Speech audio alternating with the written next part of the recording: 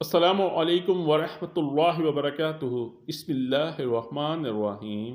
بخاری شریف کی روایت ہے، حضرت ابن عباس رضی اللہ تعالی عنہما سے روایت ہے کہ ایک مرتبہ ہم لوگ نبی کریم صلی اللہ علیہ وآلہ وسلم کے ساتھ احرام باندھے ہوئے تھے کہ ایک شخص کی گردن اس کے اونٹ نے توڑ ڈالی، تو نبی کریم صلی اللہ علیہ وآلہ وسلم نے فرمایا، اسے پانی اور بیری کے پتوں سے غسل دے دو اور 2 کپڑوں کا کفن دو، اور خوشبو نہ لگاؤ، نہ اس کے سر کو ڈھکو، اس لیے کہ اللہ تعالیٰ اسے روزہ قیامت اسی حالت میں اٹھائے گا، وہ لبیک پکارتا ہوگا۔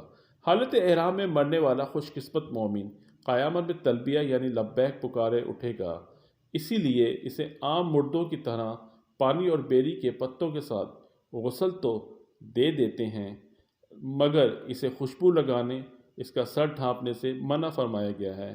اللہ تعالیٰ ایمان اور اپنی اطاعت کی حالت میں موت نصیب فرمائے، آمین۔ جزاکم اللہ خیرہ و احسن الجزا۔ ویڈیو پسند آئے تو چینل کو سبسکرائب کرنا مت بھولیے گا، لائک کریں، شیئر کریں اور اس پیغام کو عام کریں۔